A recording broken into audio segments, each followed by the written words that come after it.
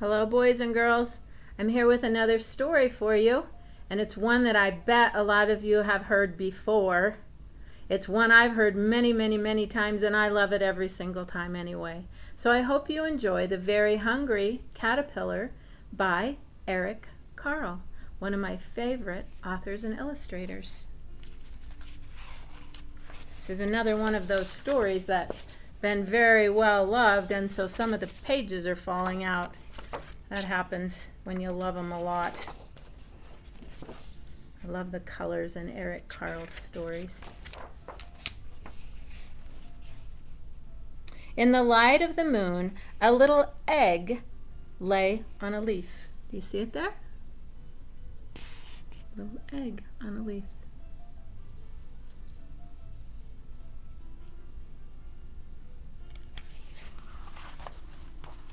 One Sunday morning, the warm sun came up, and pop! Out of the egg came a tiny and very hungry caterpillar.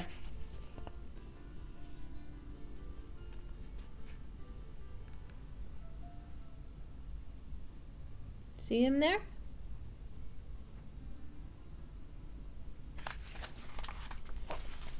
He started to look for some food.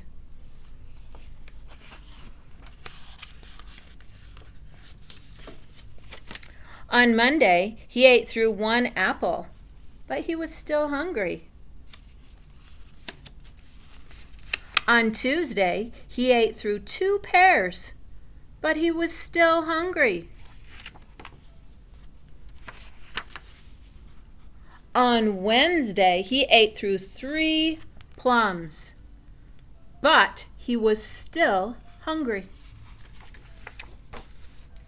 On Thursday, he ate through 4 strawberries. He was still hungry.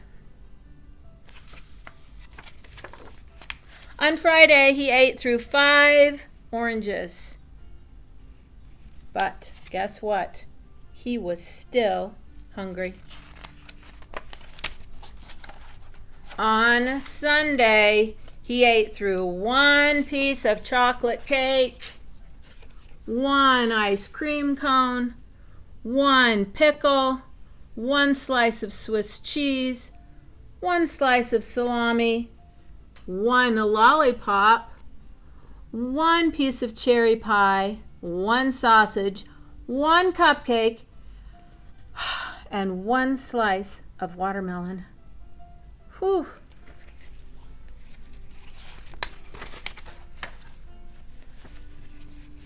That night, he had a tummy ache.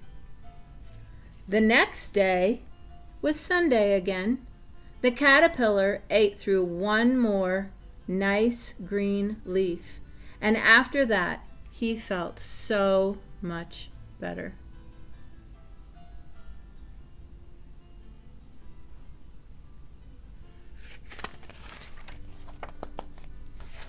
Now he wasn't hungry anymore.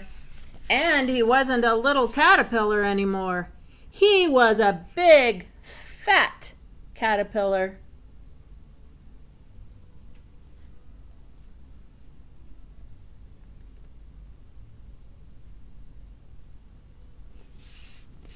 He built a house called a cocoon around himself. He stayed inside for more than 2 weeks. And then he nibbled a hole in the cocoon, and he pushed his way out, and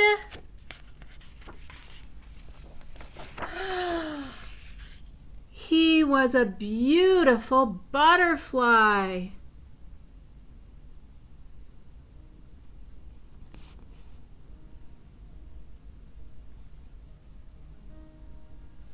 One of my favorite things to see happen in the summertime. If you ever find a caterpillar, you might look at what it's growing on. We have some in our garden that usually are growing on the parsley. They like to nibble on that. And so I take a little bit of parsley and the caterpillar, and I put them in a jar, and I just poke some holes in the lid because the caterpillar has to have some air, and so does the parsley. And then I watch it nibble and nibble and nibble and nibble, and pretty soon it gets very, very still, and it kind of hangs from a piece of the parsley. or it would from whatever plant it came off of, and pretty soon it gets a hard shell, that cocoon house around it. And if you're very patient and you wait a couple of weeks, he'll nibble his way out and you'll get to see a beautiful butterfly emerge. So I hope you get a chance to do that sometime. I have a little art to do with the very hungry caterpillar today. It's some very easy either drawing, or you can color and cut, whichever Mom would like you to do, whichever you're more comfortable with. We're going to draw a caterpillar today, a very hungry caterpillar, and I'll show you one that I finished, and then I'll show you an easier way if you want to do the coloring and cutting version of a very hungry caterpillar. So I'm going to turn my camera this way toward my easel. Hopefully you can see.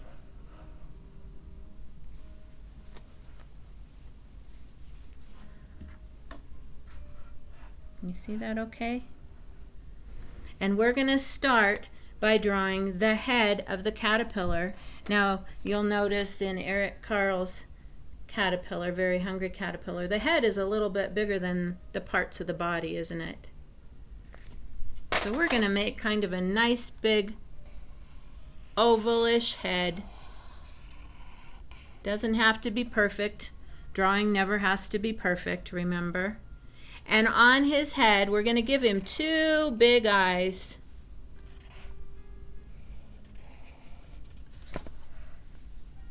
And inside each eye, I'm just going to draw another circle.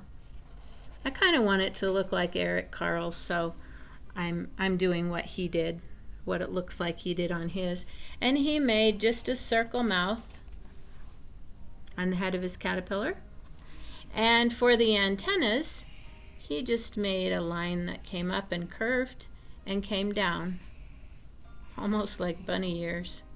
That's how they look on his caterpillar. Then we're going to make all the sections of the caterpillar. You can make your caterpillar as long as you want it to be, long or short. It's up to you. But you just start right at the head of the caterpillar, and you make a curved line that curves around and comes back and stops when it touches the head of the caterpillar. And then you can make another one, and it can be a little bit lower. They're sort of like making the letter C over and over and over. And you just stop when you touch the part of the caterpillar that you already drew. I'm going to make this one up a little bit higher. And this one up a little bit higher still. Kind of like he's walking over a hill. Then I'm going to make another one that's down a little bit lower, just like the letter C, but it stops when it runs into the section before it. I can do that as many times as I want to, till I have my caterpillar about the size that I want him to be. And then Eric Carle added some feet to his caterpillar. Caterpillars have lots of feet.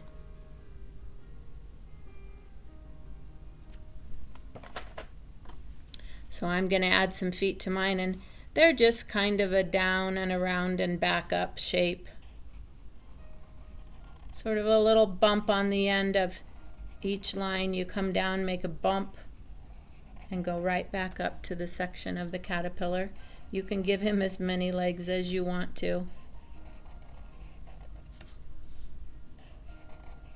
Around and back up, down, around, and back up, down, around, and back up, down, around, and back up, down, around, and back up. Yeah, that's pretty fun.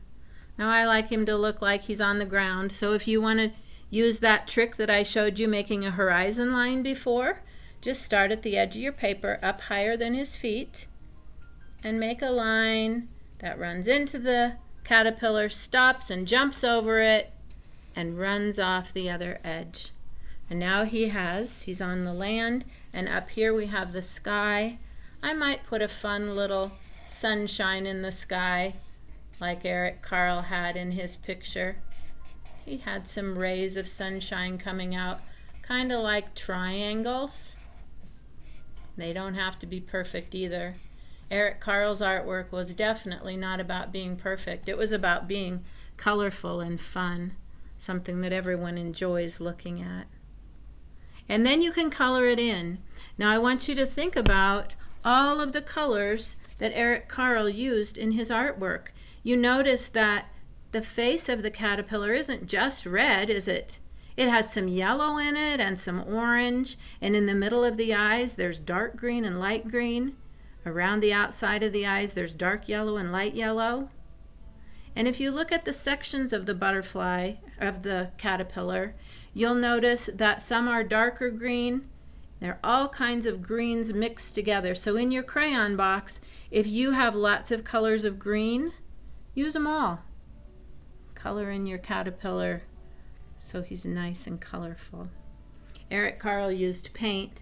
If you have paint and Mom says it's okay, you can use paint, but you don't have to. Crayons work just fine. Caterpillars are kind of fuzzy, so if you want, you can put some little hairs on the top, just little tiny lines on the top of your caterpillar. That's up to you. I have one that I finished and I colored it in, trying to use lots of colors, lots of the colors that I have in my crayon box. And this is what he looks like all finished. Used lots of yellows and different greens in his body. I used yellows and oranges and reds in his face. I have different greens in the grass. It's all below the horizon line, and I have different blues in the sky and some different yellows and oranges and reds in my sunshine. So that's one way that you can do this. Another way you can do it, I'll put copies of these below my story, and you can ask Mom to print these off for you, and then you just color them in the way that you want to for all of the parts of the caterpillar, and then cut them out really carefully with the scissors and put them together, glue them onto your paper, and you'll have a caterpillar that looks like this. So I hope you enjoyed the Very Hungry Caterpillar, and I would love to see what you create. So post it below and let me see. Have a great day, guys. Till next time. Bye-bye.